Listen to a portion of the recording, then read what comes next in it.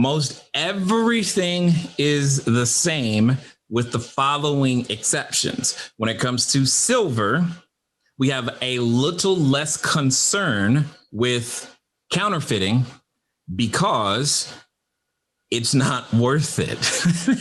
Because it's not as worth it.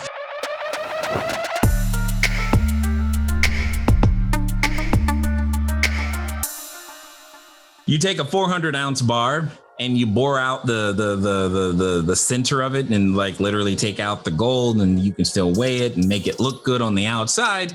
That's kind of worth it because gold is worth a lot of money. It's not worth the process to do it with silver. So you have more freedom when it comes to form factor. Form factor is where the quote unquote freedom lies per se. And I'm less concerned about it being minted by the government in those situations. So those two things change. So you'll see me go look at silver, and there'll be different form factors and different mints that are completely fine and acceptable. Completely fine and acceptable. But you're still going to avoid sales tax, markup. You still want just bullion. You want to avoid all the grading stuff, and you still have the premium, discount, and spot price to pay attention to. Okay. So those things still matter, but form factor, not as concerned, because again, the amount of cost to actually try to counterfeit that silver in that quantity exceeds the value of silver in that quantity. So it's way less of a concern. Now, from a storage standpoint, silver is a bear because it's just very bulky, right? Because you have these coins and there's a lot of them, and gold is not as bulky. So just understand that, you know, if you happen to go with an online broker and then you got this really big, heavy thing and you're just like, oh my God, this is ridiculous. Yeah, you bought a lot of silver, and that's how it goes. That is a part of it. All right. But again, with silver, there's still mints by each government. So again, you've got your United States, your Canadas, and all this other stuff. So, but again, we're still avoiding we're paying as little premium and as little discount because we want to pay as close to spot as humanly possible. And we're still just buying bullion. Here's the little known fact. The American, well, all of them actually, but the United States Silver Eagles and the Gold Eagles, they can be spent like currency because they are stamped as such. Okay, but don't do this. Okay. You go to the store and just give away $2,000 worth of gold for $50. That is so horrible. Don't do this. Okay, it is good. It's $50 US, but it's also 1 ounce of gold. So don't do that. Okay, don't do that. But yeah, so yeah, but when it comes down to it, this is an example, or these are examples of what you're looking for. You want as much bullion as you possibly can get. So therefore, that's why you're avoiding the numismatic. That's why you're avoiding the sales tax. That's why you're avoiding the form factor premium. And then that's why you're interviewing the dealers and asking them all the same two questions to find out how much is the premium that they're charging you today, because it does change. And if necessary, negotiate. But understand your negotiating power is relative to how much are you buying. Okay. And then with silver, you've got a lot more choices because counterfeiting is less of an issue. So you can have a little bit more fun with, maybe you want to buy some from many different places. Oh, I was looking for the minor. Silver. There's this other, but there's another one that's stamped with a prospector on it technically. And I just like those. So, but that's for silver stuff.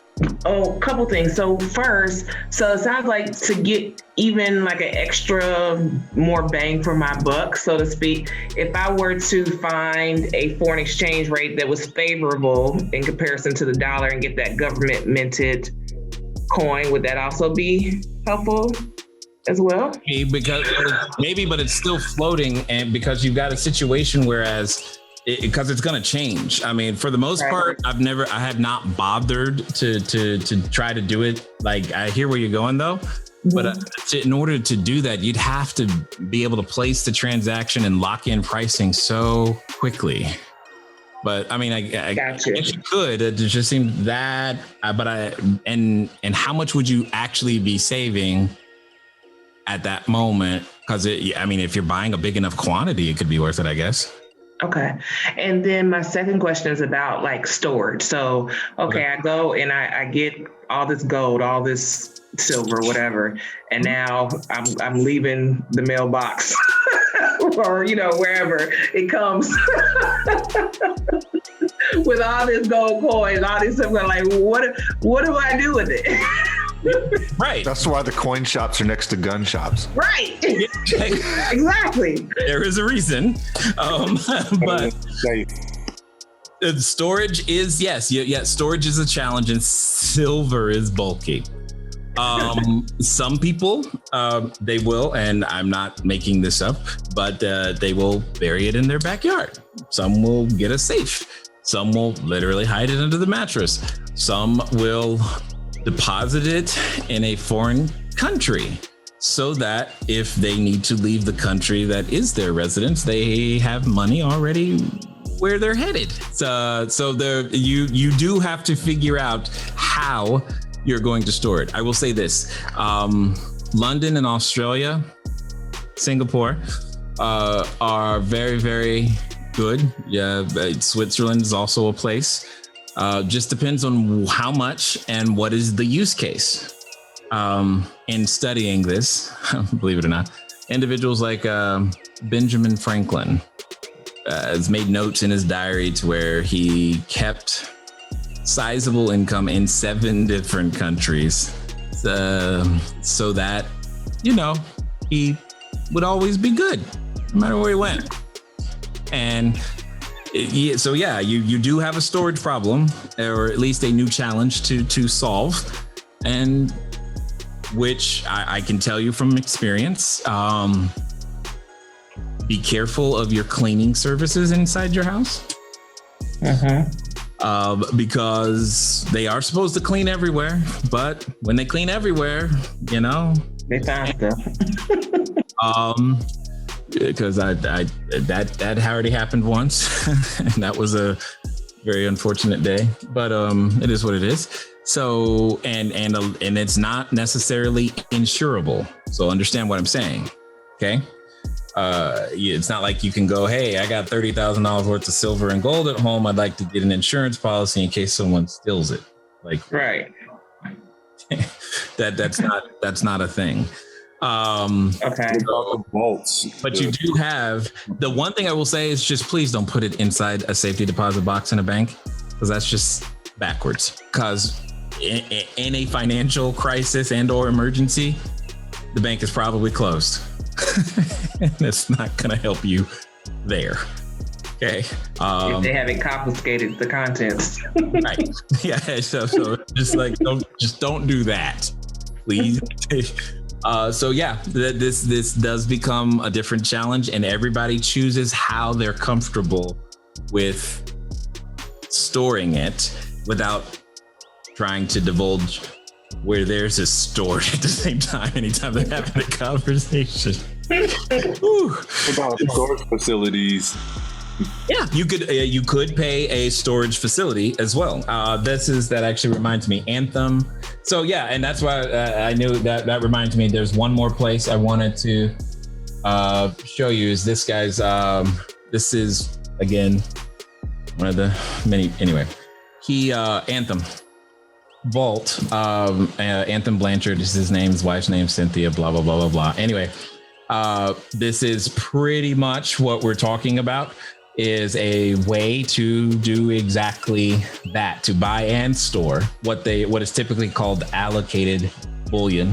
So you can buy it with him and he will then also store it with him. And the business is all around the fact of, I am keeping this exact 1-to-1 ratio. If you said, hey, I'm buying 400 ounces, he will have 400 ounces, and your 400 ounces is your 400 ounces, and they will store your 400 ounces.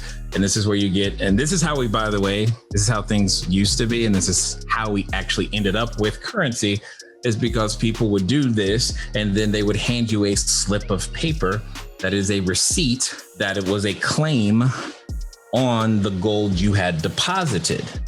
$8 bill. And then it got more, they were like, well, it's just efficient to exchange these receipts as opposed to carrying around the metal. That's how we ended up here.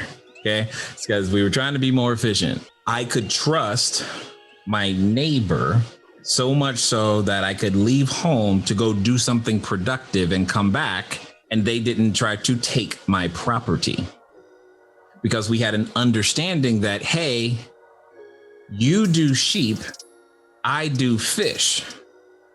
And if I do fish and do that, we can exchange fish for sheep at whatever ratio we agree. But in order for either of us to do that, we must trust that when we leave, you're not going to try to take our property. That system evolves and continued to evolve because we got more and more people, more specialization. And now it's like, okay, well, I have sheep, but what I really need, I just need 3 eggs. How does this work? We did not have the medium of exchange required. And that is how currency and the economic systems begin to evolve. It's an attempt at assigning a value as denominated by this thing, and so that we can make an exchange and know that it's fair, right? Because if I have sheep and suddenly, for whatever reason, I say, you know what? I'll give you 1 sheep, but you've got to give me 12 chickens. But then I turn around and say to my friend, you know what? I'll give you 1 sheep, but you got to give me a whole house. Okay. Somebody got a raw deal, but who? And how do we resolve that situation? And how do you prevent that from happening? Because how do you keep up with the exchange rate of sheep to houses or sheep to chicken and all this other stuff? And then all of that eventually, a society will eventually decide on, and this will happen. You can see so many studies on this. So fascinating. Behavioral finance. I could spend all day just reading about this stuff. Anyway, they'll spend, you can put a random group of individuals together and something will develop as currency, kind of like in prisons with cigarettes. Something will develop as a currency or as a medium of exchange between a group of individuals, because we literally need it in order to keep the peace. The challenge where we run into is who's in control of the value of the currency. And what we have not learned yet, for whatever reason, is that it shouldn't be a human.